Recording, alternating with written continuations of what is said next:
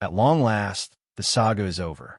After months of speculation, tension, and rumors swirling around Jonathan Kuminga's future with the Golden State Warriors, a deal is finally done. Kuminga has agreed to a 2-year contract worth $48.5 million, officially closing the chapter on what was starting to feel like a drawn-out drama.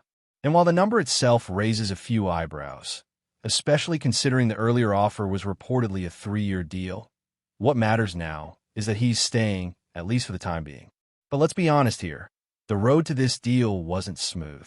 The negotiation process clearly left its mark. Just like Draymond Green said, contract talks are never simple. There's always going to be some back and forth, a bit of a tug-of-war between the players' camp and the front office.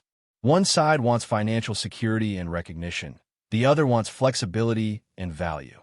And in this case, the Warriors ended up giving Kuminga a nice bag, but also protected themselves with key provisions, like a 15% trade kicker and a team option that gives them maneuverability if things don't go according to plan. What really stands out, though, is the timing. Kuminga can now be traded starting January 15th. That's a full month before the trade deadline. So while this new deal signals a commitment from both sides, it doesn't necessarily lock Kuminga in long term. It sets the stage for a crucial start to the season, because what happens in the next 3 or 4 months could determine whether Kuminga is seen as a cornerstone of the Warriors' next era or as a valuable asset to move in a blockbuster trade. And that's what makes this so fascinating. This isn't just about money or minutes.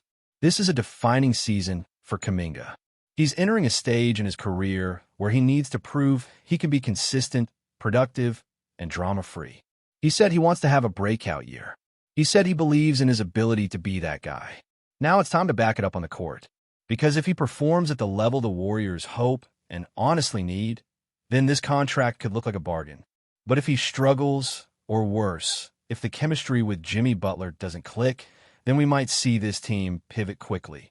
Let's not forget, this is a Warriors team trying to squeeze one more title run out of a veteran core that's not getting any younger. Steph Curry, Draymond Green, and now Jimmy Butler. These guys are hungry. They know the window is closing. So there's very little patience for experiments or developmental growing pains. The roster needs to be ready to compete from day one. That's why Kuminga's role is under the microscope. He's being penciled in as the starting 3, sliding in between Jimmy at the 2 and Draymond at the 4. On paper, that sounds solid. But the reality is, Kuminga still needs to prove he can hit threes consistently, defend elite wings, and play within the system without forcing bad shots or disengaging when things don't go his way. Now, to be fair, the Warriors have made moves that help fill out the rest of the roster. They brought in DF, Melton, Seth Curry, and Al Horford, 3 veteran pieces that bring shooting, spacing, and experience. Melton gives them backcourt depth and defensive intensity. Seth is a sniper who can stretch the floor like few others. And Horford, despite being 39, offers a high IQ presence in the front court and allows Draymond to slide back to his natural 4 spot. But none of those moves address the big picture concern, depth. This team still feels 1 or 2 pieces short. When you look at the roster construction, there are glaring issues. For starters, there's only one true 7-footer in Quentin Post. He's young, he's unproven, and even though he shot 40% from 3 last year, he's not yet physically equipped to battle with the top-tier big men in the league. Can he hold his own against Nikola Jokic, Anthony Davis, or even someone like Karl Anthony Towns? Probably not, and that's a problem. Al Horford can help with spacing and leadership, but at this stage of his career, he's not playing more than 25 minutes a night. He's going to miss games. He's going to need rest. So who anchors the paint when he's not on the floor? Who protects the rim? Who rebounds?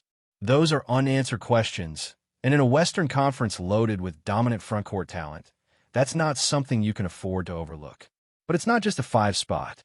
The wing position, which now belongs to Kuminga, also comes with question marks. He's not a proven shooter. And with Jimmy Butler also being a mid-range heavy player, that puts an enormous burden on Steph and Seth to provide floor spacing. You can't just throw out a lineup with 2 non-shooters on the wings and expect to run a modern NBA offense. That's asking for trouble, especially in a league that lives and dies by the three-pointer. So what's the solution? Well, the Warriors could still make a trade. And that's where things get interesting. Because now that Kuminga has a fresh contract with a sizable number and a trade kicker, he becomes a very movable piece in the right deal. If a disgruntled superstar becomes available, someone like Giannis Antetokounmpo, for instance, Kuminga's contract is structured in a way that it can match salaries cleanly. That gives the Warriors options. And if the front office smells blood in the water, don't be surprised if they pounce. Even a LeBron James trade, as wild as it sounds, isn't out of the question in this last dance window the Warriors are operating in. Imagine LeBron in a Warriors jersey for half a season, pushing for one final title alongside Steph. That would shake the league to its core. And with the Lakers in flux and LeBron's contract situation murky, it's not the most far-fetched idea. Package Kuminga with someone like Moses Moody and Buddy Hield, and the salaries start to make sense. It's a wait-and-see scenario, but the Warriors now have the flexibility to make bold moves if the opportunity presents itself. And that's the key here, flexibility. By not locking Kuminga into a long-term deal, the Warriors are keeping their options open. If he thrives, great, he becomes a cornerstone. If he flounders, he's tradable. And that duality is what makes this signing smart, even if it came with some headache. Of course, for all the talk about trades and hypothetical scenarios, the real focus should be on the court. Training camp is underway. The preseason is around the corner, and the Warriors need to figure out who they are fast. The margin for error is razor thin in the West. Teams like the Nuggets, Suns, Timberwolves, and even the Kings are deep, athletic, and hungry. The Warriors can't afford to stumble out of the gate. They need chemistry. They need health. And they need Kuminga to finally live up to the hype. But let's be real. There's still more work to be done. This roster, as currently constructed, has talent. No doubt. But it's not flawless. There are gaps. There are concerns. And unless those get addressed, it's hard to see this team making a deep run. The front office has a bit of time before the season starts to tweak things. And there are still veteran free agents out there that could help. Maybe another wing. Maybe another big. Someone who can give them reliable minutes in the trenches and help balance out the rotation. Because if they go into the season with only one 7-footer and two wings who can't shoot threes, they're asking for trouble. You can't just lean on Steph to carry everything offensively. You can't expect Draymond to be the only defensive anchor in the paint. That formula worked years ago. It won't hold up now. The league has evolved. The Warriors have to evolve too. And as for Kuminga, he's got the keys now. This is his shot. He has the contract. He has the starting spot. He has the trust, at least for now. But trust in the NBA is fragile. It's earned on a nightly basis. If he brings energy, if he defends, if he starts knocking down open threes, the narrative flips. Suddenly, he's not just a piece of the future. He's part of the present. But if he slips, if the drama returns, if the shooting woes continue, the Warriors won't hesitate to make a move. So buckle up. The season is coming. The roster is set, for now. But as we've seen time and time again, things change fast in this league. And with Golden State eyeing one last shot at glory, they're not going to wait around for things to magically work. It's time to perform. And for Jonathan Kuminga, that time starts now.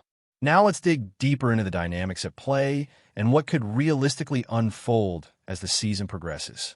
One of the biggest narratives around the Warriors right now is not just whether they can contend. It's whether this specific configuration of talent and personalities can hold together long enough to make a run. The Warriors aren't just banking on talent anymore. They're leaning heavily on chemistry, buy-in, and adaptability. And that's why Jonathan Kuminga becomes such a pivotal piece in all this. He's the X factor that can tilt the season in either direction. It's not just about Kuminga's physical tools or his scoring potential. Everyone knows he's an athletic freak. He can jump out the gym, he can defend multiple positions, and when he's locked in, he's a nightmare for opposing wings. But what's been missing consistently is the mental side of the game. Reading the floor, making the right cuts, rotating on defense without losing focus, understanding spacing. That's where you separate the guys who have a long, impactful career from those who flash early and then fade. Kuminga is now entering that stretch where the game has to slow down for him, where all those hours in the film room and all that coaching start to show up in real-time decisions. And that's not even getting into the emotional and maturity side of things. This locker room has always been about accountability. Draymond might be the loudest voice, but behind the scenes, guys like Steph and Andre Iguodala in past years held everyone to a standard. You come in, you know your role, and you handle your business. Kuminga hasn't always done that. There have been moments where he's clearly frustrated by his role, by his minutes, by the offense not running through him. But on a team built around guys who sacrifice stats for rings, that mindset just doesn't fly. So this season, there's no more room for that. He's got to lock in. And let's not act like the pressure isn't real. The Warriors are in a delicate spot right now. They're not rebuilding, but they're not the clear-cut favorites either. They're trying to do this very difficult thing: bridge the past and the future without compromising the present. That's why they brought in veterans like Jimmy Butler and Al Horford. They want guys who know how to win, who bring professionalism, and who won't shy away from big moments. But those guys also aren't going to carry the team every night. That's where players like Kuminga, Moses Moody, and maybe even Quinn Post have to step up. The vets can set the tone, but the younger guys have to bring the juice. And here's the problem with relying too much on improving depth. The margin for error shrinks dramatically. You lose one or two key rotation players, and suddenly you're looking at rookies and G League level talent trying to stop Nikola Jokic in a playoff series. That's not ideal. That's why depth matters so much and why this front office still has work to do. The idea that this roster is fully rounded out is misleading. Sure, you've got names on paper, but that doesn't mean those names fit. And it definitely doesn't mean they can hold up under playoff pressure. One of the biggest holes, without question, is still at the 5. With Kevin Looney gone, that void is massive. Looney wasn't flashy, but he was essential, setting hard screens, boxing out, grabbing offensive rebounds, staying in position. He was the guy doing all the dirty work that doesn't show up in the box score. And now, without him, the Warriors are left hoping that a combination of Al Horford and Quinn Post can hold things down. That's a risky bet. Horford is nearing 40, and Post is just getting started. There's no middle ground, no reliable, in his prime big that can take some of the load off Draymond, who himself has admitted he doesn't want to keep banging down low at the 5 for 30 minutes a night. That's not sustainable, and the team knows it. And what makes this even more critical is the way the Western Conference is shaping up. It's not just about surviving the regular season anymore. It's about being battle-ready for the postseason. Think about the kind of bigs they'll have to deal with: Jokic, Davis, Karl-Anthony Towns, Chet Holmgren. All of these guys can punish smaller lineups, either with post moves, shooting range, or both. And if you're relying on Al Horford's legs or Post's inexperience to hold the line, that's a huge gamble. Before we continue, make sure to leave a like and subscribe to the channel so you won't miss any exclusive Dubs updates. Let's keep going. In what could be the most shocking twist of the NBA offseason, whispers have erupted across the basketball world. Luka Doncic, the Slovenian superstar and face of the Dallas Mavericks, has reportedly confirmed a blockbuster agreement that would see him don the iconic jersey of the Golden State Warriors. The rumor, still cloaked in mystery and unconfirmed by official league channels, has already sent fans and analysts into a frenzy. The sight of Doncic holding a Warriors jersey, allegedly captured in a leaked image now circulating online, has fueled speculation that a seismic shift in the league's balance of power is underway. Could it really be happening? Is the Mavericks' cornerstone truly headed to the Bay Area, ready to share the court with Stephen Curry, Klay Thompson, and Draymond Green? For many, the idea sounds like something out of a fantasy draft, but sources close to the situation suggest the deal has quietly been in the works for weeks, negotiated under the radar with a level of secrecy befitting a high-stakes heist. Fans are already debating how Doncic's unique style, his patient pace, masterful court vision, and scoring prowess would blend with the Warriors' trademark brand of fast-paced, ball-sharing brilliance. Some imagine an unstoppable offensive juggernaut, a fusion of Luka's surgical precision and Golden State's long-range bombardment. Others question whether egos and roles could be managed in such a star-studded lineup. But one thing is certain. If this rumor proves true, the NBA landscape will never look the same.